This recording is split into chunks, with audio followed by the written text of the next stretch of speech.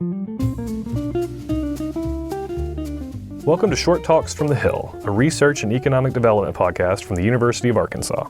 I'm John Post, and my guest today is Curt Rom, Interim Dean of the Graduate School in International Education. Rom became Dean at the beginning of this year after 6 years as Associate Dean for International Education. He previously served as Interim Dean of the Honors College from 2014 to 2015. A native of Fayetteville and a lifelong Razorback, Rom is a past Fulbright Fellow and served as a Presidential Fellow for the Association of International Education Administrators. Thank you for joining me, Dean Rom.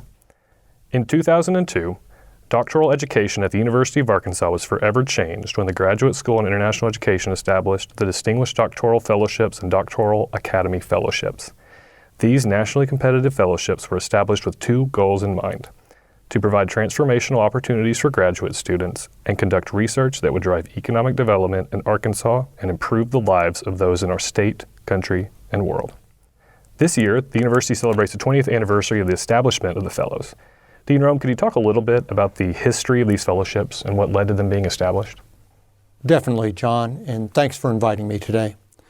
So in 2002, as part of the campaign for the 21st century, a gift of $300 million was given to the University of Arkansas from the Walton Family Charitable Support Foundation. This was a transformational gift. At the time, it was the largest gift given to a public university. The gift had three goals in mind. One was to create and support an honors college. A second was to support our library because of its importance in our research mission. And the third component was to establish the Distinguished Doctoral Fellowships and the Doctoral Academy Fellowships. In the original documents for that gift agreement, the goal of the gift was to elevate the University of Arkansas to the top tier of research universities in the United States by providing and attracting top graduate talent from across the state of Arkansas, the region, and frankly, around the world. The idea was by providing these kind of fellowships and attracting this top talent and placing them across important fields of discovery and innovation at the university, it was equivalent to the idea that high tide raises all ships. That when you put in a top scholar in a laboratory or a studio or an innovation enterprise, everybody around them gets lifted up by that talent. So how have these fellowships helped the University of Arkansas expand graduate education on campus? So in the history, approximately 700 doctoral academy fellowships or distinguished doctoral fellowships have been granted. They come into the university and they're contributing in our laboratories and our studios. And again, these are the innovators that are driving science and innovation and entrepreneurship at the institution. They're supporting our faculty and our research enterprise. Because of these students, we have become a top-tier institution, now ranked as a Carnegie Research One institution, which is the top 3 to 4% of all research universities in the United States. One of the limitations to graduate education is financial support.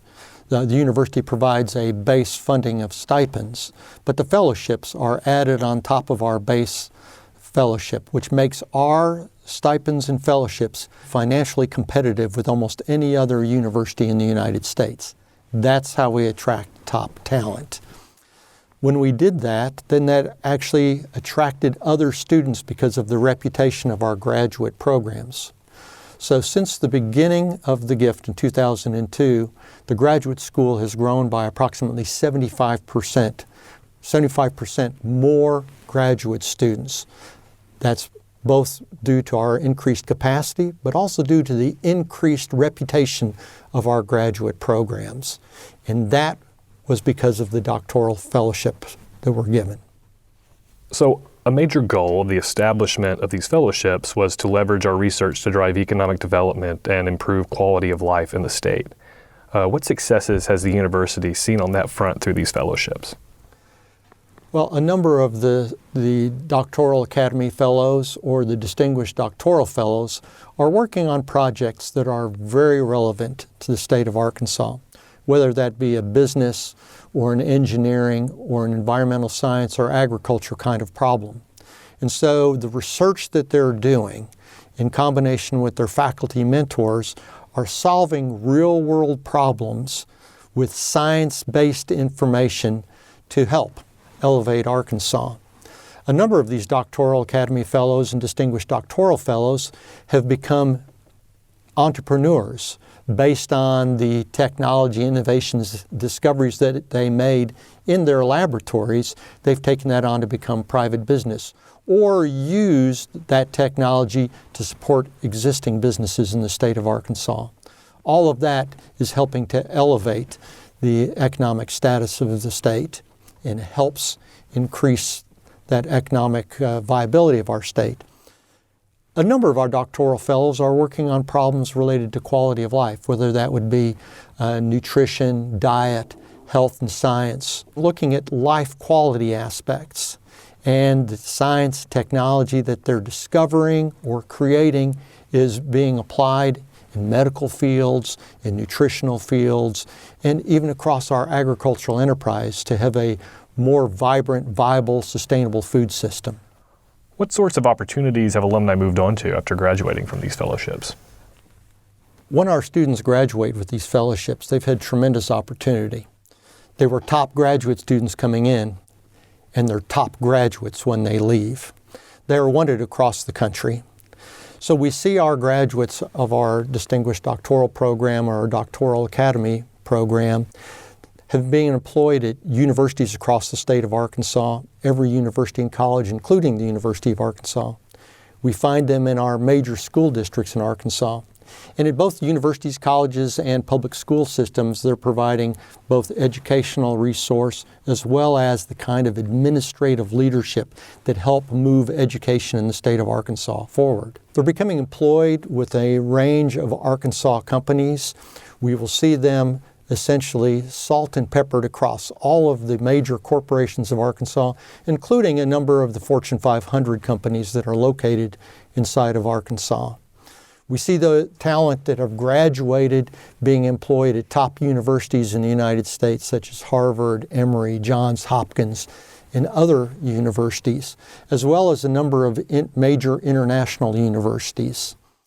Because of their involvement in research, in science, technology, innovation, and entrepreneurship, they've been hired by companies, and now we find our graduates working across the globe, whether it be in an international university or for multinational corporations and being located internationally. So the graduates of this program, a number have stayed inside of the state of Arkansas, the majority have stayed inside of the United States, but we see the success of those students actually scattered across the globe. So what does the future of these fellowships look like moving forward?